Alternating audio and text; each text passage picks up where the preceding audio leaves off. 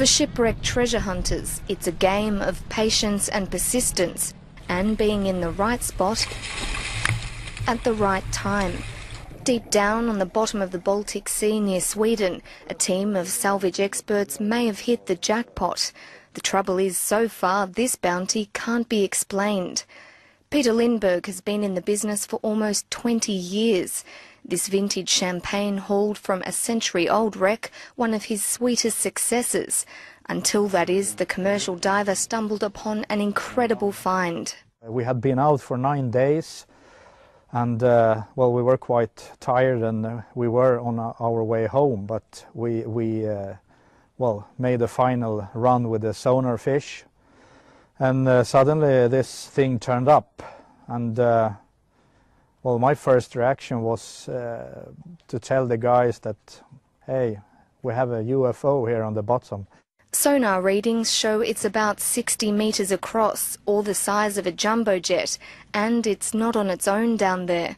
The Ocean Explorer team also found another smaller disc-shaped object nearby.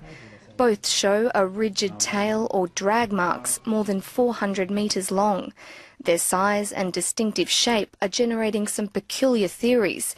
Could this be the Star Wars Millennium Falcon, a plug to an inner world, or a marine version of Stonehenge? There has been discussions about Russian warships that were around, that they built in the end of the 1800s, but they are smaller, only about 30 meters across, and they weren't in the Baltic as well. Of course it can be something else from a ship or wreck, but still it's quite big. Yeah, you have the disturbances from the waves. The head of archaeology at Sweden's Maritime Museums says this type of imaging, called a side-scan sonar, doesn't always reflect what's actually on the sea floor. Varying temperature and wave conditions can result in anomalies on the images. But the intriguing dimensions of this picture are capturing his attention. It's definitely something, at least. I'm not sure that you will see very much when you go down. If it's a more natural geological formation, it might be that it's hard to see. The sediments in the area are very loose. The side-scan sonar tool sometimes goes down a little bit in soft sediments. But I'm excited. It's going to be interesting to see what it is.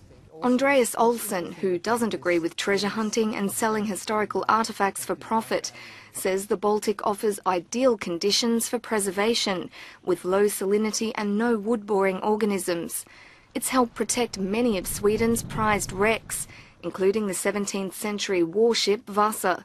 It was brought to the surface with its hull almost intact more than 50 years ago, and is now housed in its own museum in Stockholm.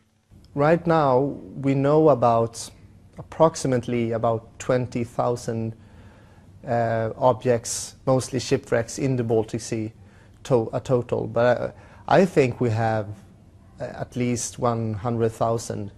There's a lot of areas we haven't really seen anything, and many shipwrecks are also hidden under the seabed. So it's for an archaeologist, I think the Baltic Sea is like a shipwreck laboratory, the best in the world. One glittering rival is the North Atlantic, where a top salvage company has struck gold, or silver to be exact, twice. Odyssey Marine recently found 2 wartime shipwrecks off the coast of Ireland. On board could be hundreds of tons of silver. The American team, just like the Swedish crew, are waiting for calmer waters beginning in May to see if their discoveries will be all that they imagined.